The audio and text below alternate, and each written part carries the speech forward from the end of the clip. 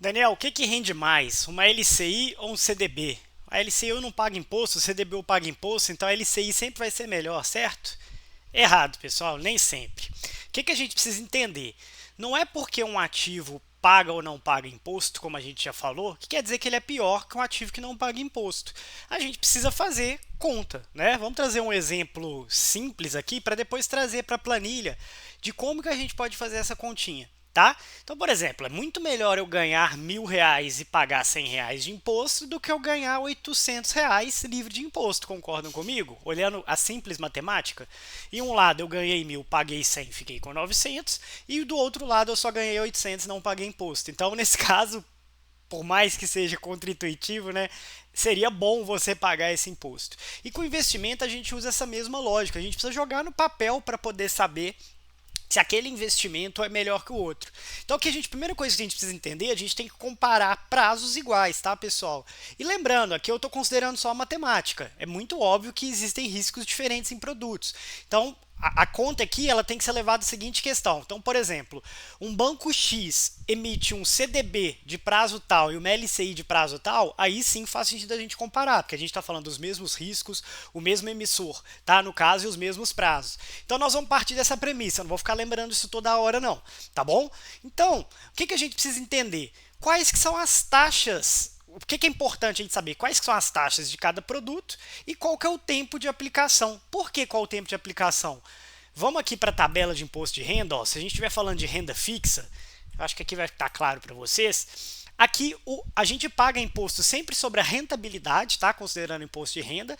E quanto mais tempo você deixa, menos você paga imposto. Então aqui a tabela a gente não precisa decorar, ela está aqui. Até 6 meses a gente paga 22,5% sobre a rentabilidade. De 6 a 12 meses a gente paga 20% de imposto. E assim por diante. Isso aqui vai ser importante, vai servir até como colinha para a gente poder usar aqui na planilha. Tá bom? Então vamos aqui na prática para poder entender? Então vamos supor que eu tenho o seguinte cenário. Olha, Daniel, eu estou com uma oportunidade aqui de um CDB. Antes de falar da taxa, eu vou falar do tempo. Ambos o prazo é 5 meses, tá? É um dinheiro que eu vou deixar 5 meses, usando os prazos aqui, a carência atende aos 5 meses, tá? E aí, nessa situação, eu tenho duas taxas. Me foi ofertado um CDB 100% e uma LCI de 80%, lembrando que é o mesmo emissor, tá? Então, o que a gente precisa entender? Primeiro, o tempo vai determinar qual que é o imposto que a gente pagaria nesse produto, no CDB, que ele não é isento de imposto de renda. Então, vamos fazer a colinha. Até 6 meses é 22,5%. Já estava até preenchido aqui, mas eu vou preencher de novo, tá? Então, o que essa planilha está fazendo? Se vocês verem a formulinha aqui, tá? Não se preocupem em decorar a fórmula. Quando vocês abrirem a planilha, vocês estudem e entendam a fórmula. Ele vai te mostrar qual que foi o ganho real que você teve. Então ele pega o percentual, tira o imposto e vai mostrar o seu ganho real, tá? Aqui embaixo eu coloquei um CDI simulado, tá? Isso aqui é só para ter um número mesmo, então eu coloquei 10%, porque ele vai fazer o cálculo pelos dois. Então ele aqui vai te dar a taxa real. E aqui, quando a gente olha o ativo isento, a gente faz a mesma coisa. A gente preenche aqui, né? Vamos falar que é 80%. Tá? O mesmo prazo. Qual que é o IR desse ativo? É zero, porque é uma LCI, uma LCA, uma CRI, uma CRA, que seja. Tá? E aqui ele vai te dar a taxa real. Então aqui de cara a gente já consegue ver que uma LCA em um prazo menor de 6 meses, que paga 80% do CDI, equivale a uma rentabilidade maior que o do CDB de 100%. Ele dá até uma equivalência aqui. Tá vendo que interessante? Olha, ele está falando que para eu ter um CDB equivalente a essa LCA, eu teria que ter aqui um CDB de 103,23. Vocês vão ver que vai ficar 100%. Então aqui eles ficam iguais, tá vendo? Então, um CDB no prazo de 5 meses, isso aqui é muito importante, tá? De 103% é a mesma coisa de uma LCI LCA de 80%, só dando um exemplo, tá? Então vamos voltar aqui e colocar o 100%, porque olha que interessante. Se a gente aumenta o prazo aqui, vamos falar que agora eu tenho um prazo de 1 ano e meio.